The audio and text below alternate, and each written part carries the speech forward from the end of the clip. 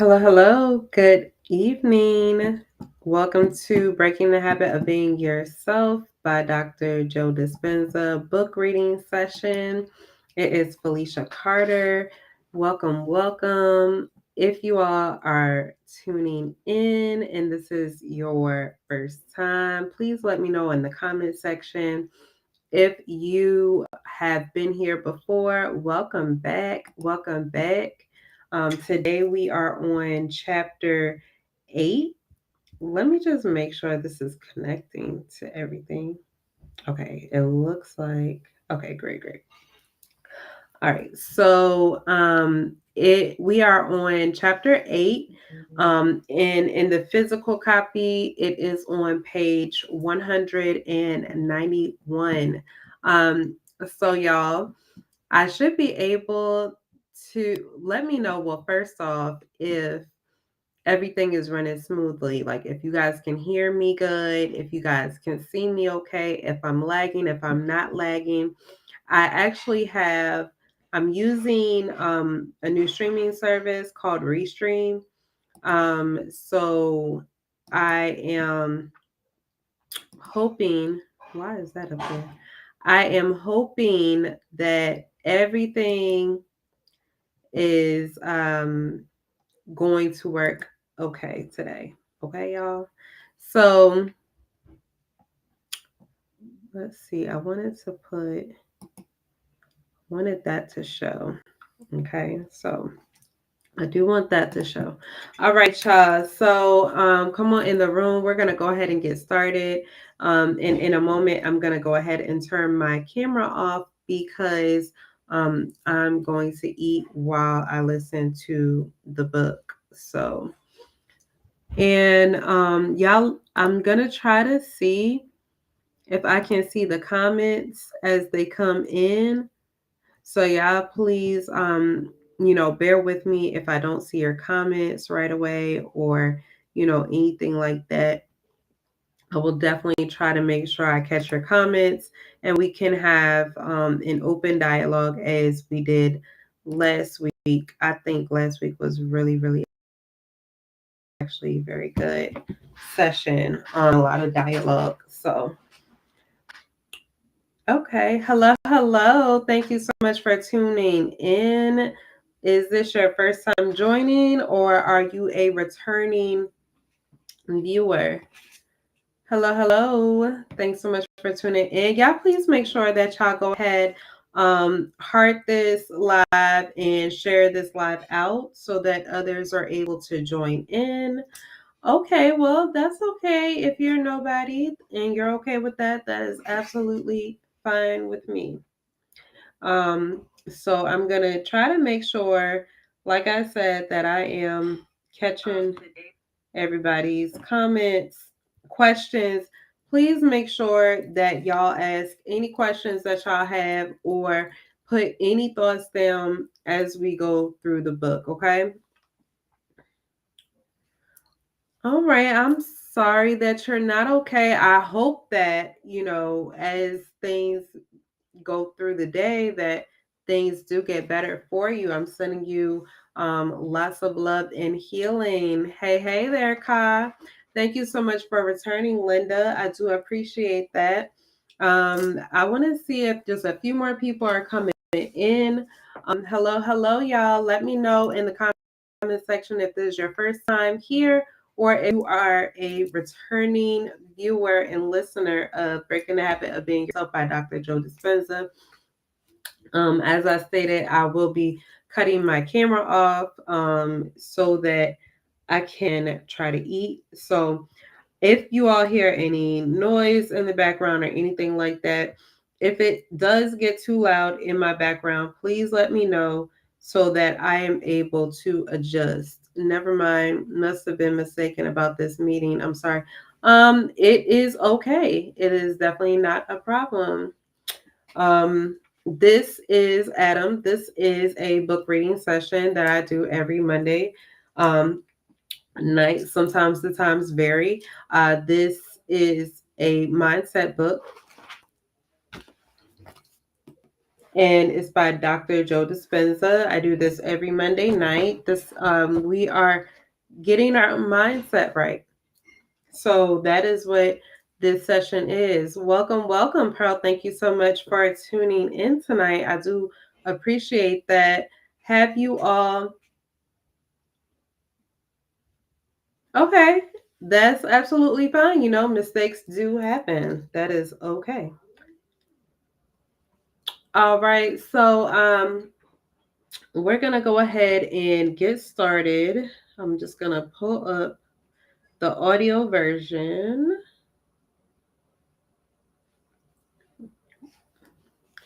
Hello, hello, y'all.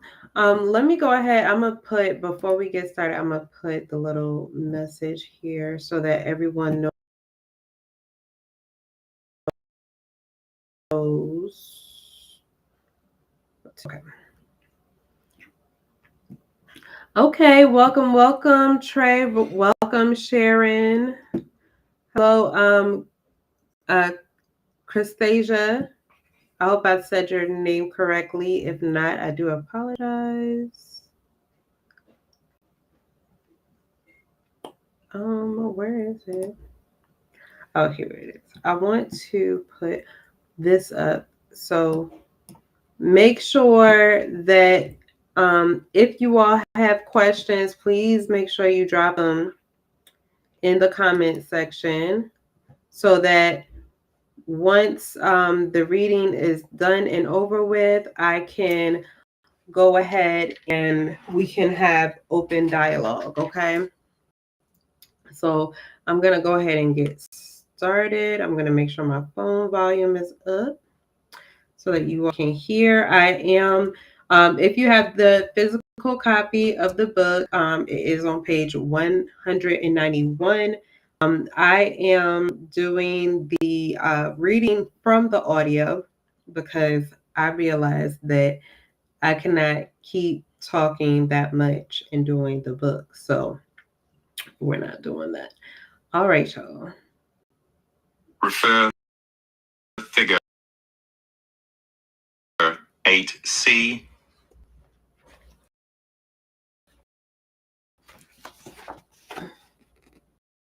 Way day, environment and functioning in beta. Let's talk about the three levels of these brainwave patterns.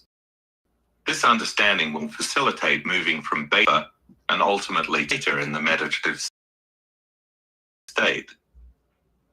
1. Beta is defined relaxed, interested attention ranging.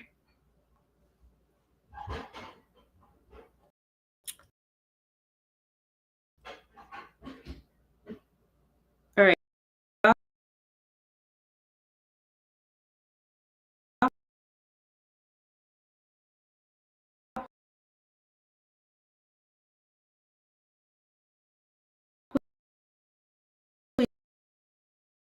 Please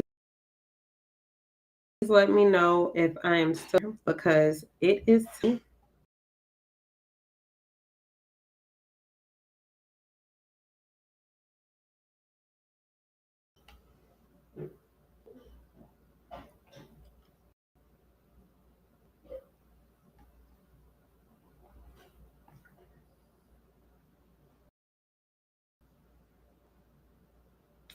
All right. Am I still here, y'all? Can y'all see me? Can y'all hear? The connection was lost. Let me check here real quick.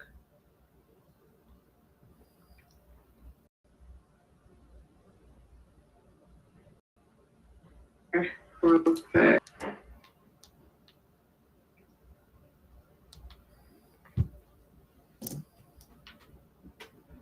Real quick.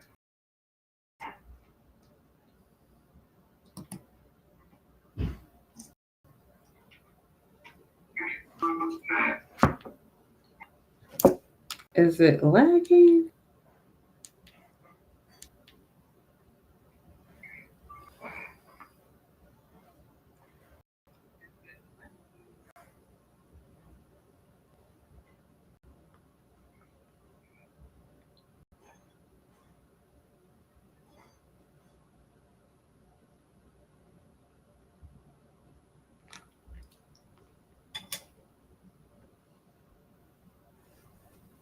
Okay, thank you. Yes, like I said, I got a new streaming service because StreamYard was not very friendly to me, but y'all please let me know, like I said, if there are connection issues. I want to be able to know if me having this is going to be worth it or not as well. All right, so we are going to try this again because we do not give up. We do not give up. We persevere through anything. I'm going to go ahead and hit play. From 13 to 15 hertz, or cycles per second. If you are enjoying reading a book and are familiar with the material, your brain would probably be firing in low beta because you are paying a certain degree of attention without any vigilance. 2. Mid-range beta is produced during focused attention on sustained external stimuli. Learning is a good example. If I were to test you on what you read while enjoying that book in low beta, you would have to perk up a bit, and thus neocortical activity, such as analytical thinking. Mid-beta operates between 16 and 22 hertz. With mid-range beta, or even low-range beta to some extent, these frequencies reflect our conscious or rational thinking and our alertness. They are a result of the neocortex taking in stimuli from the environment through all of our senses and assembling the information into a package to create a level of mind.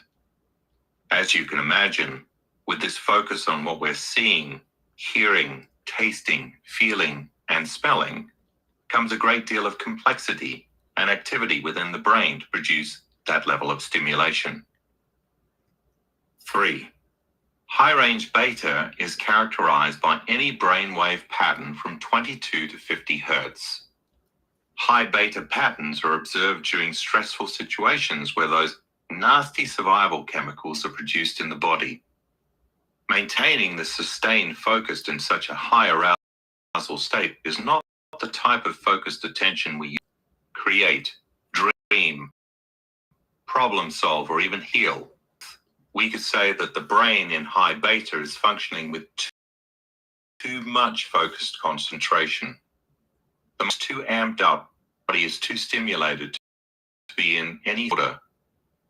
When you're in high beta, just know for now that you are probably focusing on too much and it's hard to stop. Emergencies always create a considerable need for increased electrical activity in the brain. Nature has gifted us the fight or flight response to help us quickly focus in potentially dangerous situations. The strong physiological arousal of the heart, lungs, and sympathetic nervous system leads to a dramatic change in psychological states. Our perception, behaviors, attitudes, and emotions are all altered. This type of attention is very different from what we normally use. It causes us to act like a revved up animal with a big memory bank. The scales of attention become tipped towards the external environment, causing an over-focused state of mind. Anxiety, worry, anger, pain, suffering, frustration, fear, and even competitive states of mind induced high-range beta waves to predominate during the crisis. In the short term, this serves organisms well. There is nothing wrong with this narrow, over-focused range of attention. We get the job done because it affords us the ability to accomplish things. However, if we remain in emergency mode for a long time, high beta knocks us far out of balance because maintaining it requires an immense amount of energy. And because this is the most reactive, unstable, and volatile of brain patterns. When high beta becomes chronic and uncontrolled, the brain gets juiced up beyond the healthy range. Unfortunately, high beta is terribly overutilized by the majority of the population. We are obsessive or compulsive, insomniac or chronically fatigued, anxious or depressed, forcibly pushing in all directions to be all powerful, or hopefully holding on to our pain, feel utterly powerless, competing to get ahead, or victimized by our circumstances.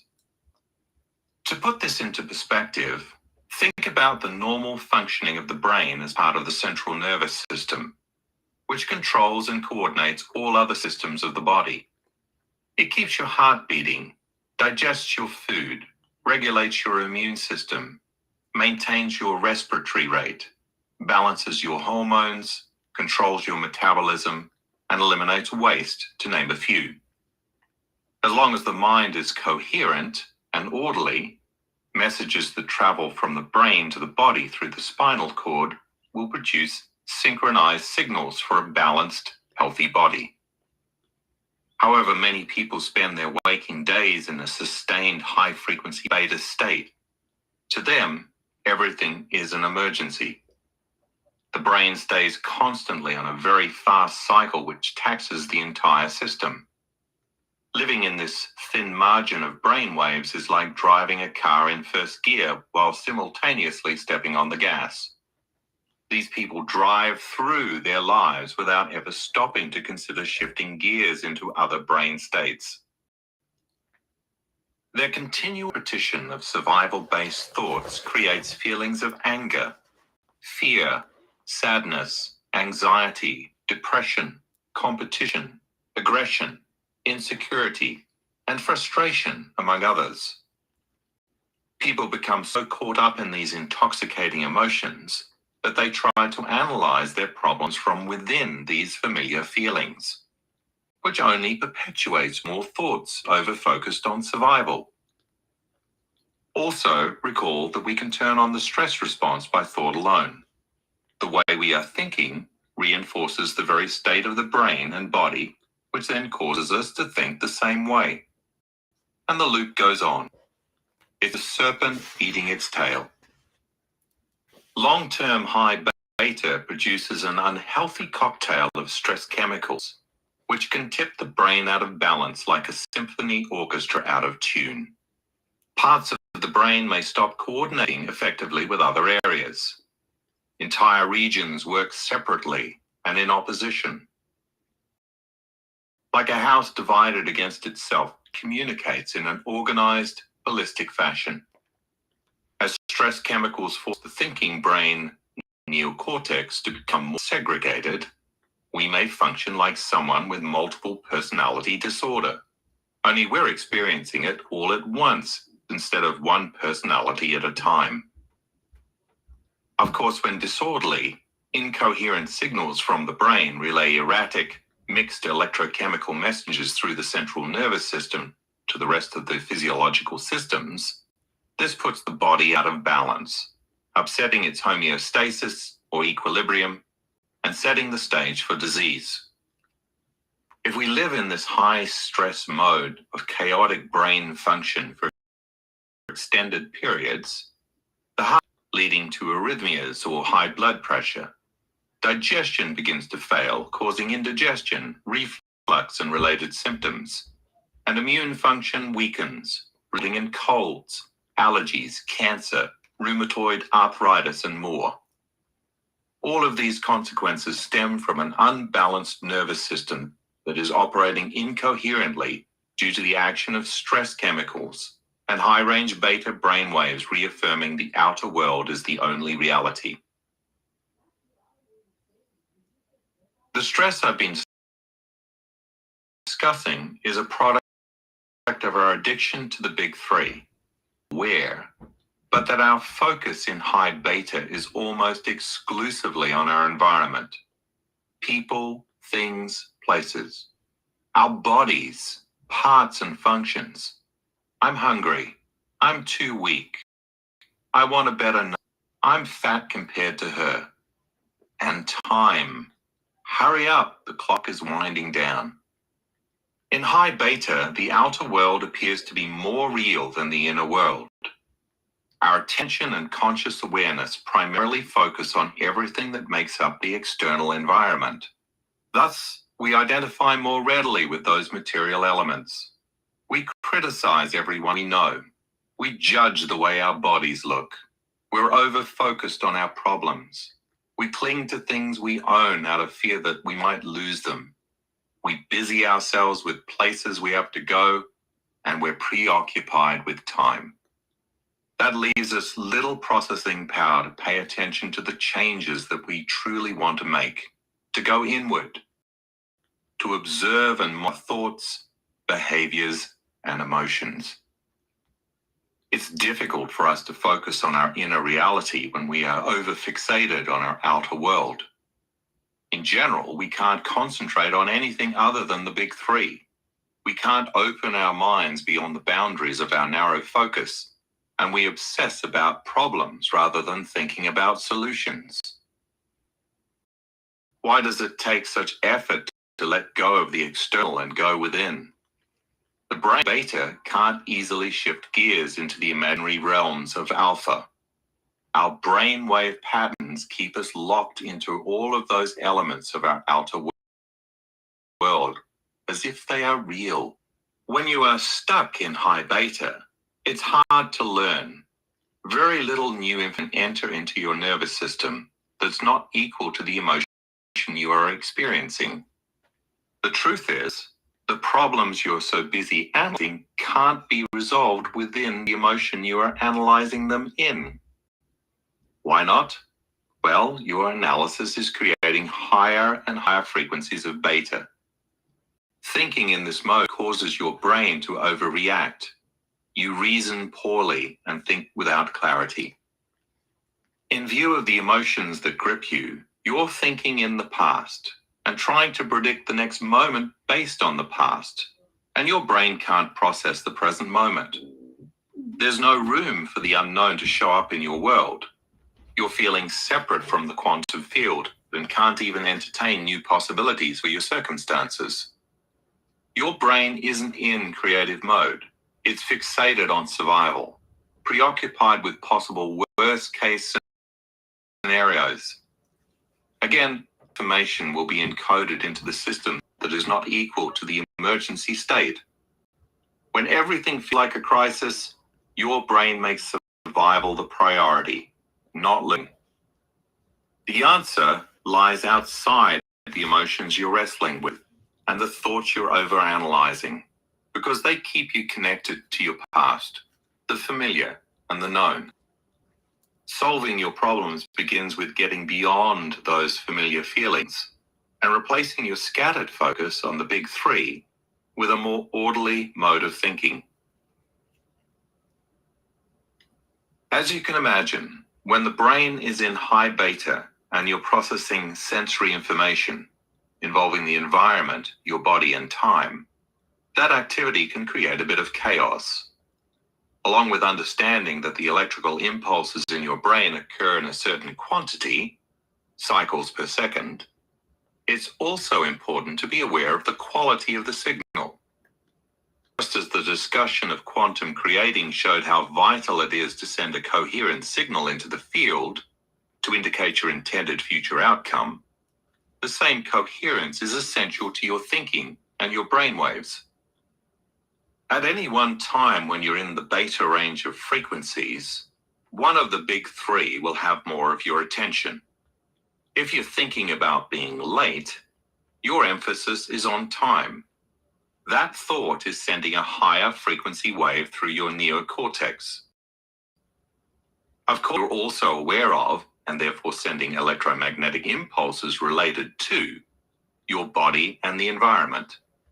It's just that in the case of the latter two, you're sending different wave patterns with a lower frequency through the neocortex. Your time-focused brain might look like this. Your environment-focused brainwaves might look like this.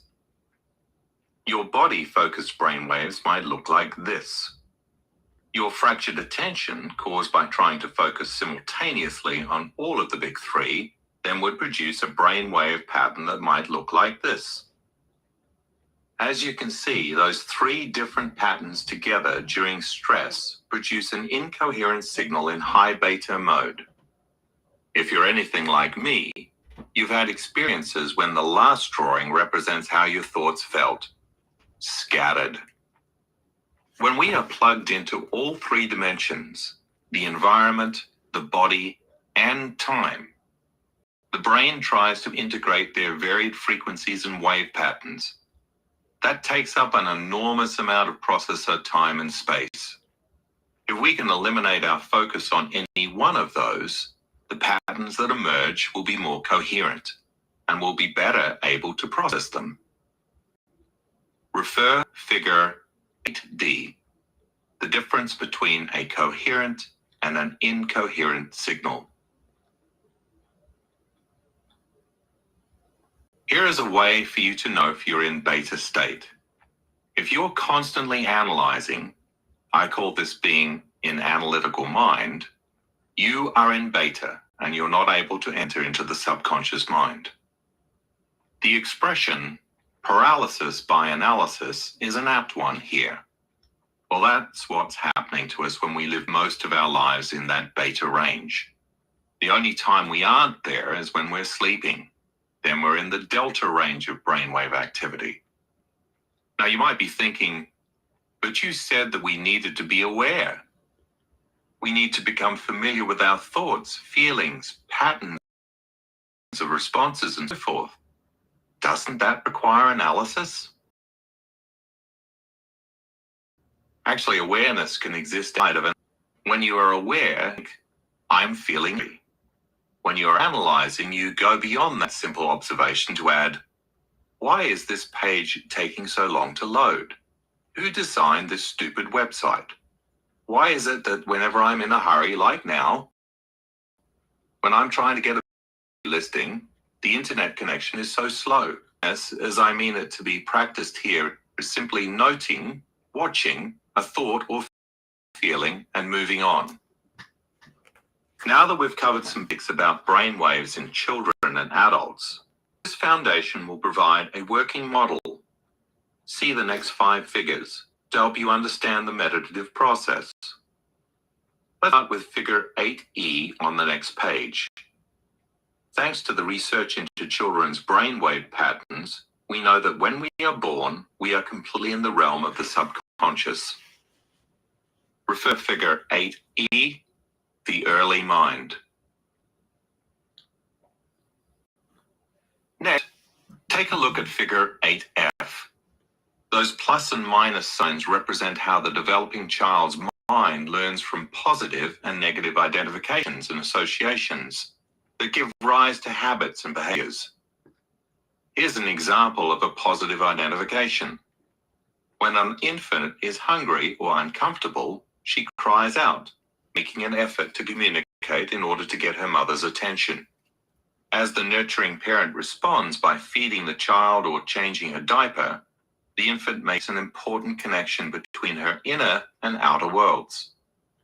It only takes a few repetitions before she learns to associate crying out with being fed or becoming comfortable. It becomes a behavior.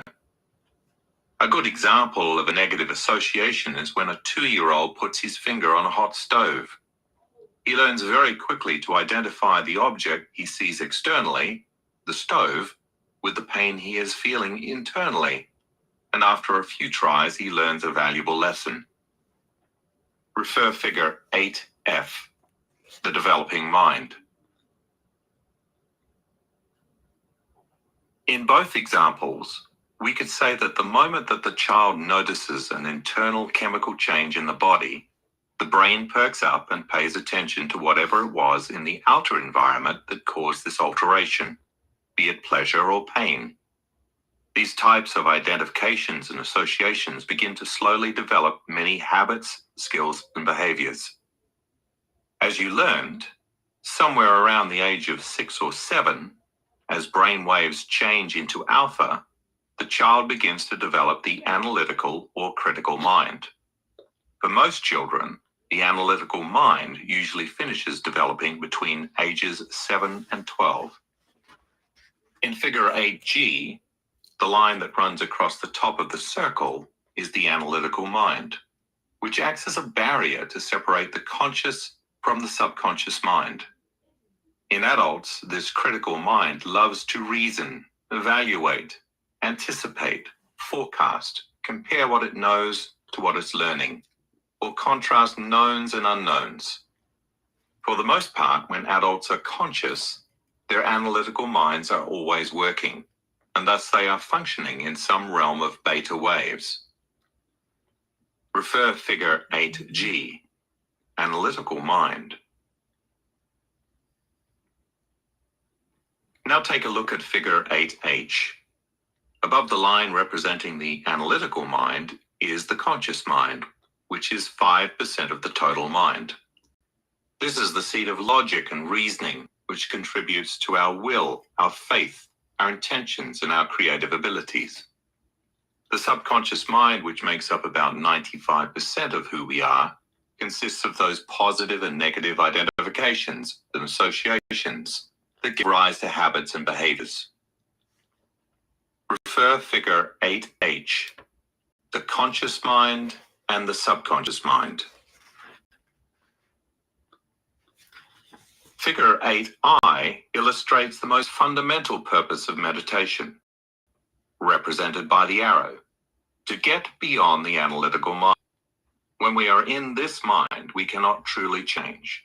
We can analyze our old self, but we cannot uninstall the old programs and install new ones. Meditation opens the door between the conscious and subconscious minds. We meditate to enter the operating system of the subconscious, where all those unwanted habits and behaviors reside, and change them to more productive modes to support us in our lives. Refer to Figure 8I, Meditation, Getting Beyond the Analytical Mind. Let's examine how you can learn to change gears and access other brainwave states so you can go beyond your association with the body, the environment, and time. You can naturally slow down the high-speed vigilance of the brain and body into a more relaxed, orderly, systemized pattern of brainwaves. Thus, it is quite possible to consciously alter your brainwaves from that higher frequency beta state into alpha and theta. You can train yourself to move up and down the scale of brainwaves. As you do, you will open doors to true personal change. You trespass beyond the common type of thinking that is fueled by reactions to being in survival mode. You are entering the realm of the subconscious mind. During meditation, you transcend the feelings of the body, are no longer at the mercy of the environment, and lose track of time. You forget about you as an identity. As you close your eyes, the input from the outside world is reduced, and your neocortex has less to think about and analyze. As a result, the analytical mind begins to become subdued, and electrical activity in the neocortex quiets down. Then, when you restfully pay attention, concentrate, and focus in a relaxed manner, you automatically activate the frontal lobe, which reduces synaptic firing in the rest of the neocortex. Therefore, you lower the volume to the circuits in the brain that process time and space. This allows your brain waves to naturally slow down to alpha. Now you are moving from a state of survival into a more creative state, and your brain naturally recalibrates itself to a more orderly, coherent brainwave pattern. One of the latest steps of meditation, if you keep practicing, is to move into the theta wave frequency, when your body is asleep, but your mind is awake. This is a magical land. You are now in a deeper system of the subconscious and are able to immediately change those negative associations to more positive ones. It's important to remember that if you have conditioned the body to become the mind, and your body is somewhat asleep while your mind is awake, you could say that there is no more resistance from the body-mind. In theta, the body is no longer in control, and you are free to dream, change subconscious programs, and finally create from a totally unobstructed place. Once the body is no longer running the mind, The servant is no longer the master, and you are working in a realm of true power. You are like a child again, entering the kingdom of heaven. To sleep, a chance to go down, then up the ladder naturally. When you go to sleep, you pass through the spectrum of brainwave states from beta to alpha to theta to delta. Likewise, when you wake up in the morning, you naturally rise from delta to theta to alpha to beta, returning to conscious awareness. When you come to your senses from the netherworld, you remember who you are, the problems in your life, the person sleeping next to you, the house you own, where you live. And presto, by association, you're back in beta as the same you. Some people fall very quickly through these levels like a steel ball dropping from the top of a building. Their bodies are so fatigued that their natural progression down the ladder to the subconscious states happens too rapidly. Others cannot shift gears to naturally progress down the ladder into sleep. They are hyper-focused on the cues in their lives that reinforce their addictive mental and emotional states. They become insomniacs, may take drugs to chemically alter the brain and sedate the body. Either way, sleep problems may indicate that the brain and the mind are out of sync. As a result of normal daily changes in brain chemistry, alternatively, the brain produces serotonin, primarily a daytime neurotransmitter that makes you alert, and melatonin, the nighttime neurotransmitter that begins to relax you for sleep. There are two times when the door to the subconscious mind opens: when you go to bed at night and when you wake up in the morning. So it is a good idea to meditate in the morning or evening, because it will be easier to slip into a state of alpha or theta. I like to wake up early to begin the process because while I'm still a bit dreamy, I'm still in alpha. I personally like to create from a clean slate. Others prefer the late evening. They know that the body, which was in control during the day, is now too tired to be the mind. They can create without any effort by drawing out the alpha phase and even entering into theta while they are still awake.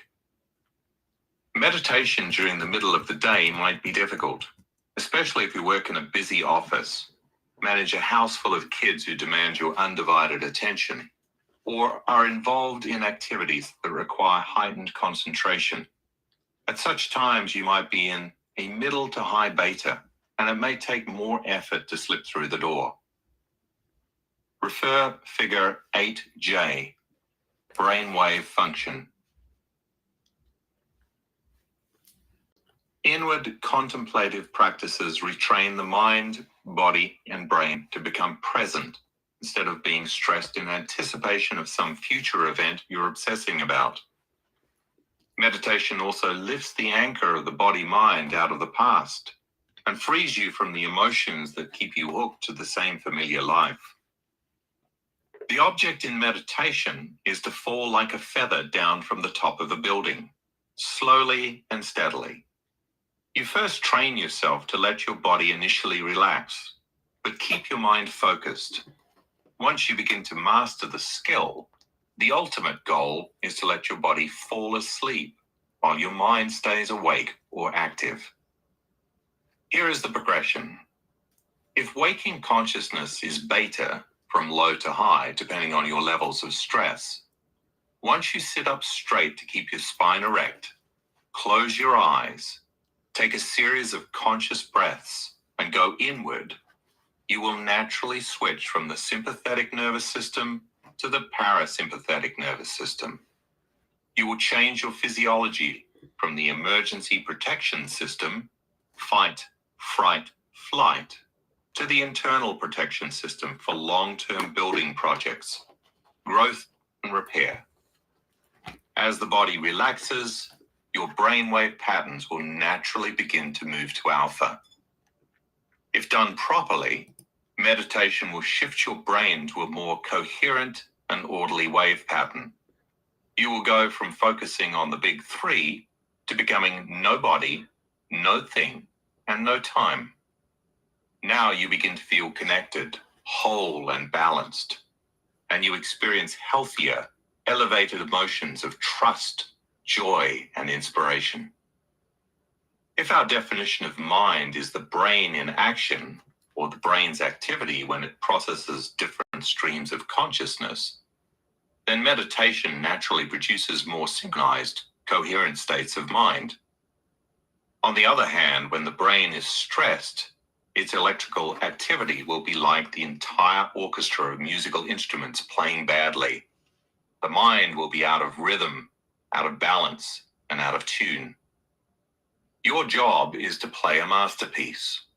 If you persist with this band of disorderly, egocentric, self-important members who think that their individual musical instruments need to be heard above all others, and if you insist that they work together and follow your lead, there will come a moment when they will surrender to you as their leader and will act as a team. This is the moment when brain waves become more synchronized, moving from beta into alpha and theta. More individual circuits start communicating in an orderly fashion and process a more coherent mind. Your awareness shifts from narrow-minded, over-focused, obsessive, compartmentalized, survival thinking to thoughts that are more open, relaxed, holistic, present, orderly, creative, and simple. This is the natural state of being we are supposed to live by. Take a look at coherence, or what is also called synchrony, the state where the brain is working in harmony. Refer Figure 8K. The difference between coherent and incoherent brainwaves. Orderly, new, synchronized signal to the body from the brain organizes all of the diverse system to homeostasis. The cardiac system, immune system, and so on all move into coherence as well. As the nervous system recalibrates itself, all of the enormous energy that was needed for survival can now be used for creation. The body begins to heal. For example, Jose, a man at one of my lectures, told me about one of his first times doing a meditation back in his 20s. In those days, he had had 10 olive-sized warts on his left hand. He was so embarrassed by them that he often hid that hand in his pocket. One day, someone gave Jose a book on meditation. The book instructed him to simply focus on his breath and allow his mind to expand beyond the barriers of his body. The night before bed, he decided to try the process.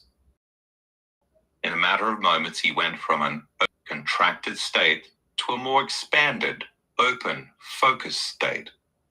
As he vacated his familiar personality and became something other than his typical thoughts and feelings, he went from the habitual, random thought driven by the familiar ego and its sense of self. Something shifted. The next morning, when Jose woke up, all 10 warts had completely vanished. Overjoyed, he looked under the sheets for evidence of them, but found nothing. He explained that he didn't know where the warts went. I told him that they returned to the quantum field where they came from. I suggested to him that the universal intelligence that keeps order in his body naturally and always does create more order. You match the objective, coherent, higher mind. That greater power within did the healing for him.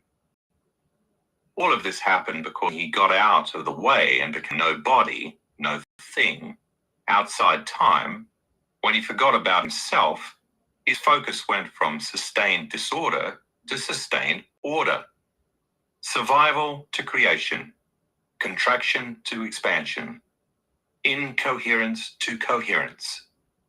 Then the unlimited consciousness restored order in his body and he was healed. At my workshops, I frequently ask participants to share their surprising stories of life changes. Monique, a therapist from Montreal, Quebec, recently described her own remarkable experience. For most of her adult life, Monique had lived unconsciously in a near constant state of not enough money, not enough energy, not enough time to do the things she wanted. Now she was going through a particularly rough patch.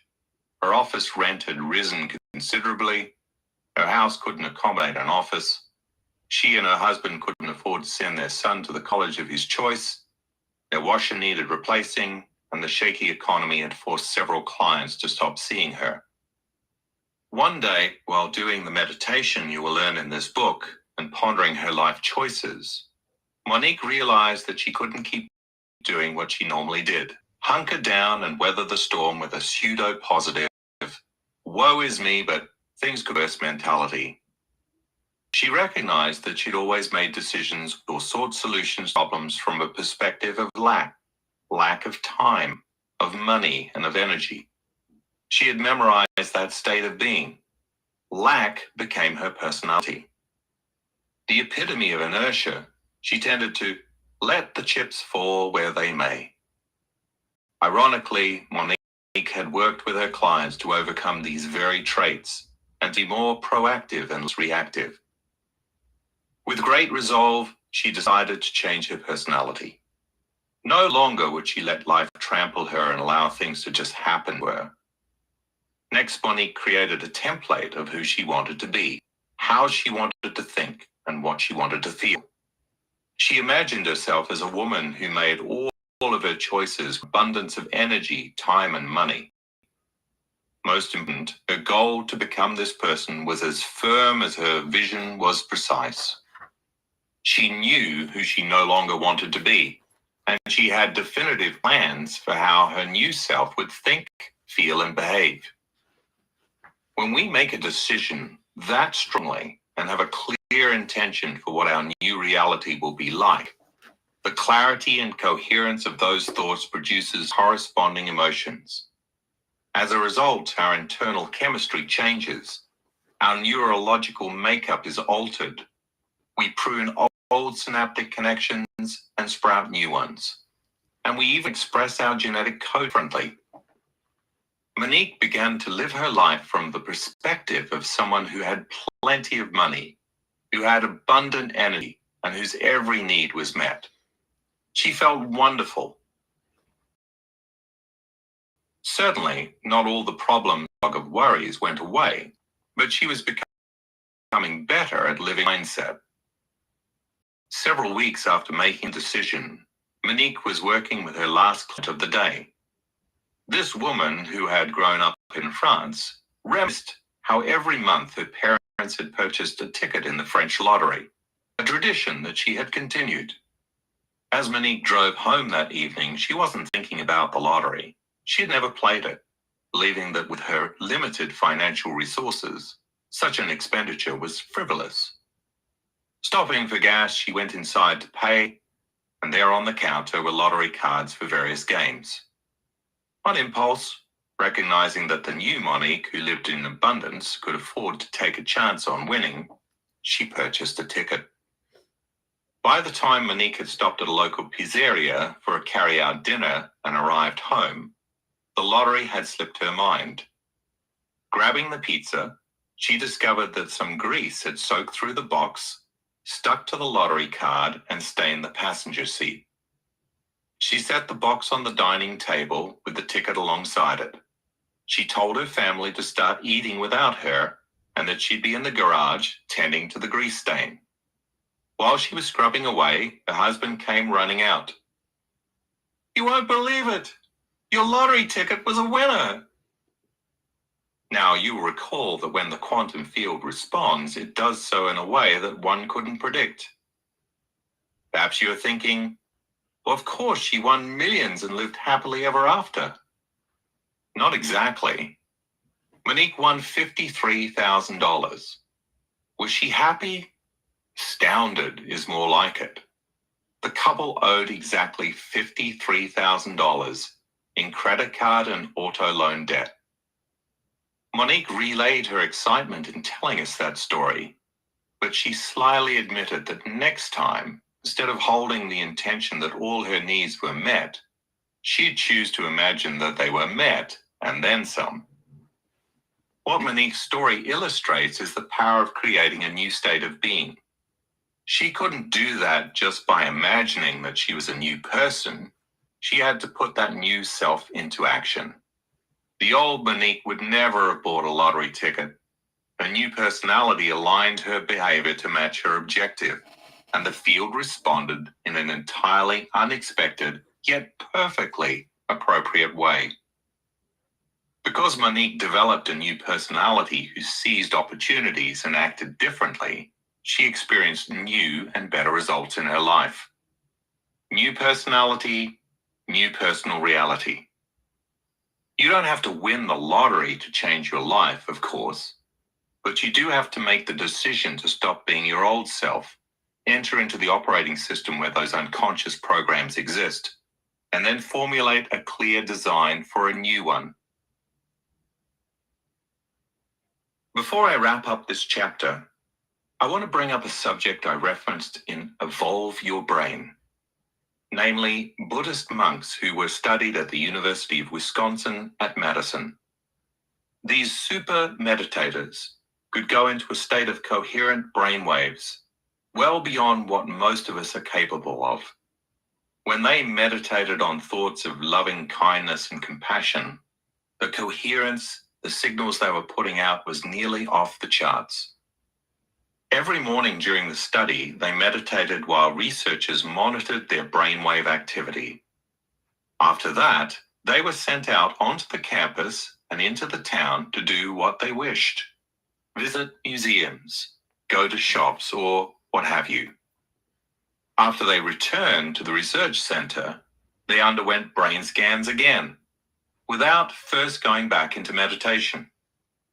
Amazingly, despite not meditating throughout the day and being subjected to the incoherent, chaotic signals that the external world exposes us all to, they maintain the same coherent brainwave patterns they had achieved in meditation.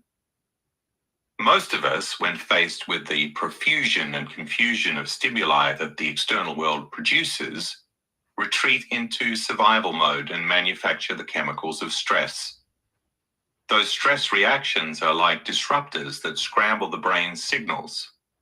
Instead, our goal is to become more like those monks.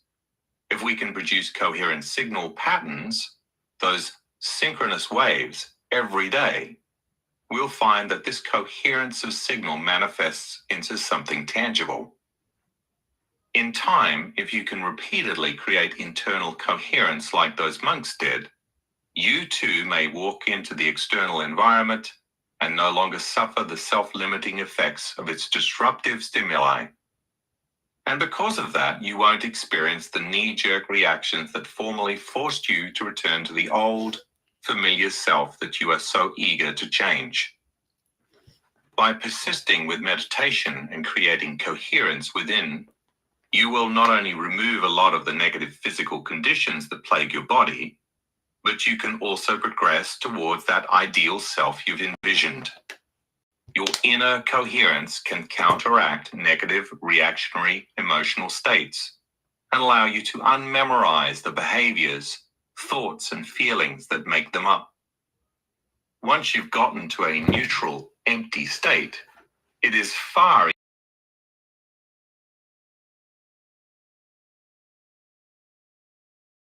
easier to engage a heightened one like compassion.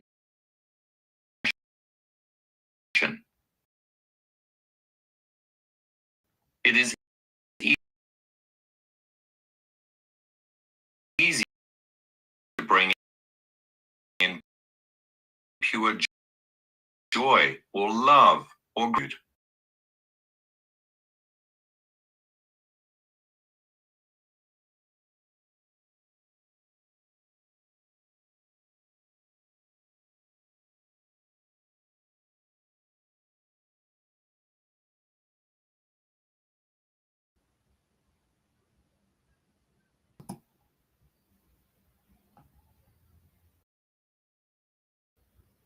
Give me one. Let me just get rid of this because this is lagging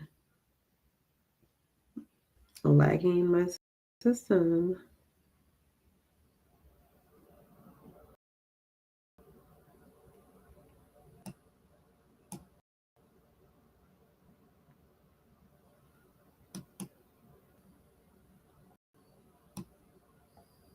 Okay, we don't need that. Oh my gosh. All right, so we are almost done with this. Y'all, I know it's doing that because all of these spam messages came in at one time. I am blocking them really quickly. So hopefully,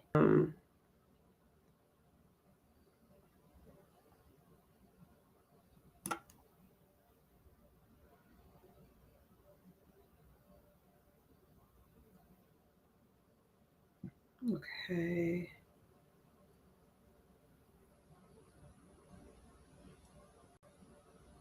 All right. Yes, ignore all of those messages. Ignore all of those messages. I went ahead and I blocked those messages, so I don't know if you all can still see them or not. Let me see.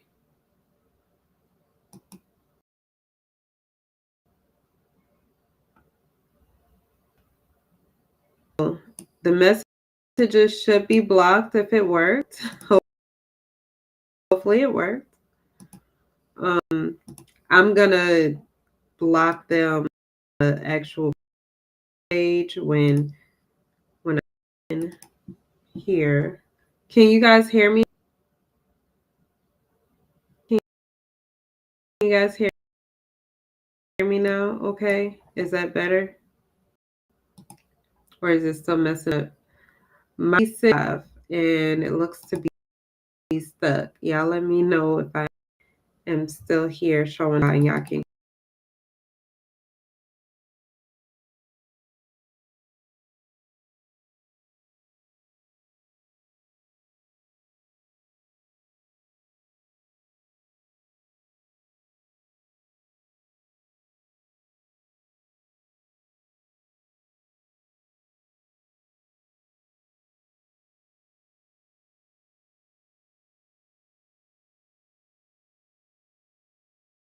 those spam messages really mess everything up because we was doing good. Oh. And we was almost done. We was almost done with this. We literally have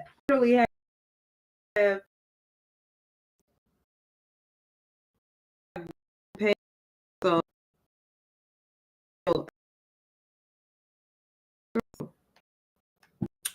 we finished what we started with. All right. Am I back now? I feel like I'm back. Is that better?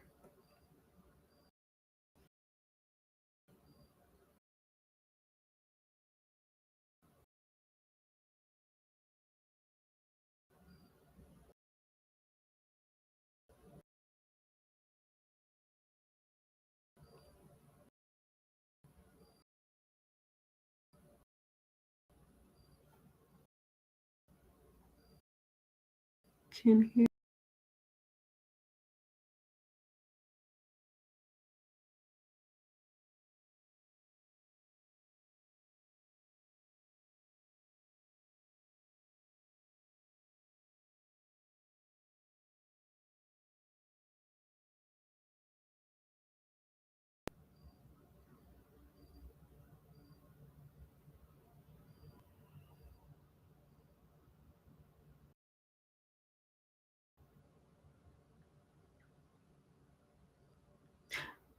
No, y'all don't have to stop commenting. It's just that when all of the spam messages came in, it started lagging because they were putting the messages in all at one time.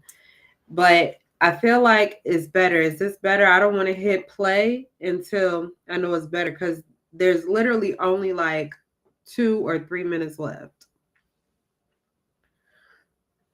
So I'm gonna go ahead and I'm gonna hit play because I see the timer is going now. So it looks like it's better now. So I'm gonna go ahead and we're gonna finish this and then we'll have some conversation.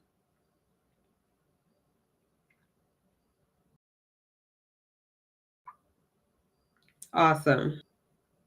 A brainwave state that reflects purity, then you will begin to overcome the body, the environment, and time, which once produced your self-limiting emotional states. They will no longer control you. Instead, you will control them. You have now equipped yourself with the knowledge necessary for the meditation discussed in part 3, with feeling of what you'll be doing and why. Remember, knowledge is the forerunner to experience. All the information you has been put there to prepare you for an experience.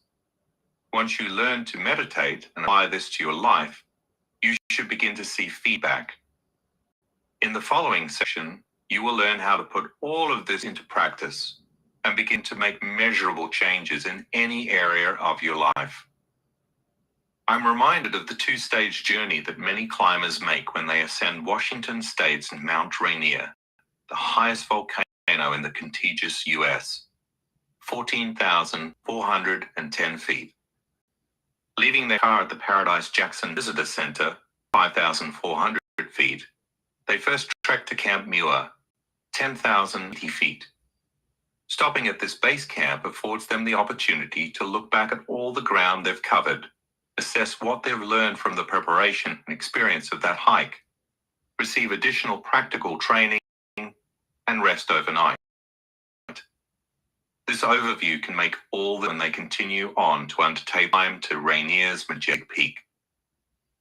The knowledge you've gained has allowed you to ascend to this point. Now you're ready to apply everything you've learned, and your newfound wisdom should inspire you to forge ahead to part 3, where you can master the skills to change your mind and thus your life.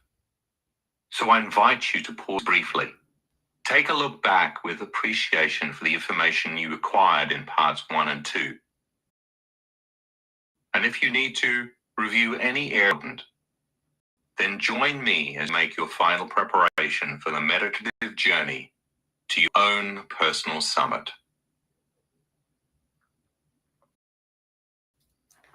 All right. So we are finally done part 3. To next week, stepping towards your new destiny. Okay, I'm back now. So we will be on part 3 starting next week. Chapter 9 is called The Meditative Process, Introduction and Preparation. So first of all, I'm excited. We've been reading this book for a while now, and it's a really good book. I am so excited to get into chapter 9, part 3. But I would love to know y'all thoughts. I'm gonna try to run through some of the comments really quickly, hopefully without any issues. Some of the comments that I saw, I know it's moving a little bit slow. And like I said, this is my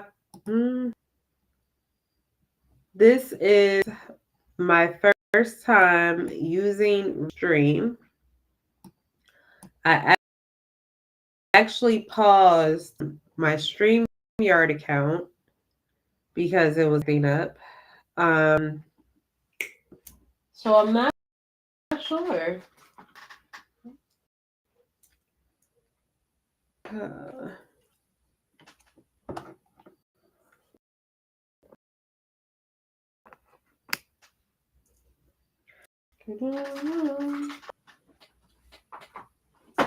okay.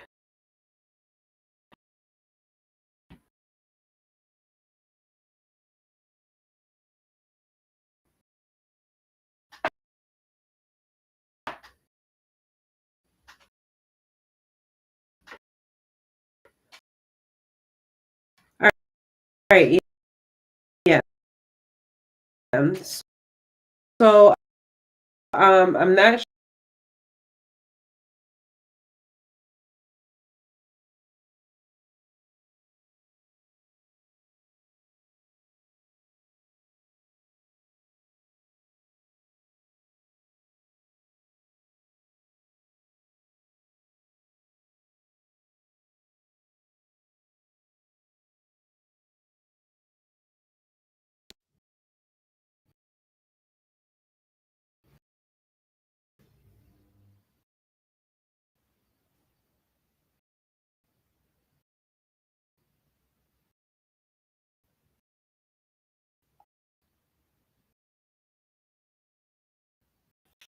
all right. So it's now to myself. What I through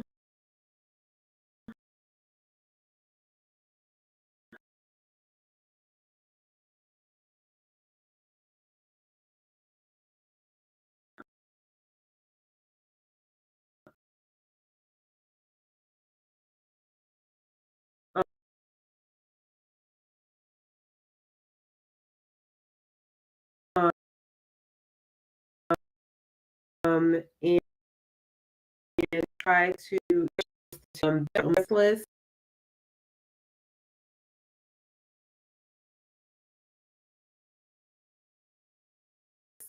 editors. Love to put the information out there for you all, and spread the information because that is what it's all about. Um, you know, people need the information, so how we out is through live sessions, live videos, being able to talk with y'all, and also creating my posts and putting that on the page for you all as well. I am not the original owner. So the creator of the page is we all have our own things that we do on the page, and we love doing it for you. So I am going to go because it is still lagging, it's still going in and out. Um, and like I said, I'll come back and I will check the comments next day. We will go ahead into chapter 9, part 3 on meditation.